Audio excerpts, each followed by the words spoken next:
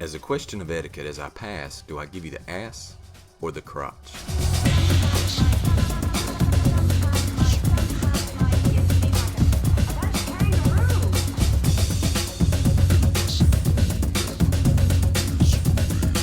The question posed by the always astute fictional character Tyler Durden seems quite appropriate for this political season, because let's be honest, that's what we've been offered, the ass or the crotch. On the other hand, maybe I should be more positive. Maybe election morning is going to be just like Christmas, and we're going to come running down the stairs, and we're going to look under the tree and find free houses and free medical care, and at the very least, a great big old bag of change. Because both candidates are selling that, so it must be true.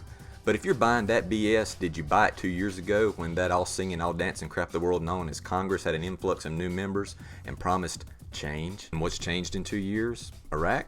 Afghanistan? Social Security? Medicare? Healthcare? Our standard of living? No. What? The economy? You're right. But Speaker of the House Nancy Pelosi says the Congress bears no responsibility in our current financial situation. And you know what? Most Americans will let her and Congress get away with it because the easy scapegoat's the president. But those of you who think that Congress has nothing to do with our current financial situation or the economy in general, you should never speak again in public. That might be a little bit harsh. I'll tell you what. Go to your basement, dig a hole, climb down inside of that hole, have someone pull out the ladder. They can pass down food, newspapers, lotion. Because it likes the lotion. Those crazy things called books. And then maybe you can form an educated opinion, learn how to express that opinion coherently, and then I would consider letting you speak again. Now you might be wondering who I'm voting for, and I gotta be honest, I'm waiting to see who's gonna offer Pepsi in the water fountains because it's just as likely to happen as the garbage they're selling. But hey, let's give them the benefit of the doubt. Let's say they're not being intellectually dishonest with you. Let's say they actually intend on giving you free houses and free medical care. If that's true, do you think we might want to consider that this is a representative democracy built on capitalism? Do you realize that those kind of programs, that kind of increased government control, that ideology is a form of socialism, a system that never has and never will work? There are examples in America where leaders have attempted to institute these type of programs and more government control.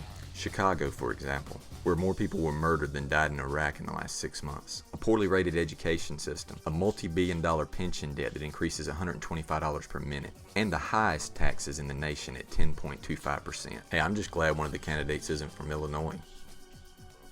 Not to belabor the point, but if you could provide a single example of the socialist ideology being effectively implemented, please post a comment or video response. Call me a dreamer, call it nonsensical babbling, but I'd like to see the programs we've got fixed before we create new ones. While we're on the subject, I'm going to give you an opportunity to tell me who you're going to vote for and why, on the condition that you not mention the other candidate or their running mate. I know some of you might consider that abstract forward thinking or just plain crazy talk.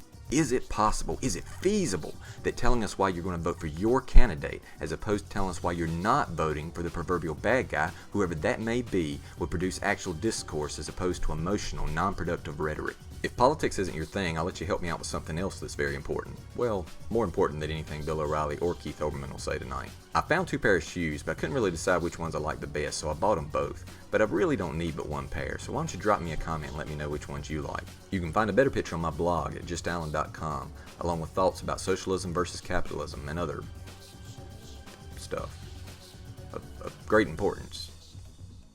Or not. And remember, I'll be watching.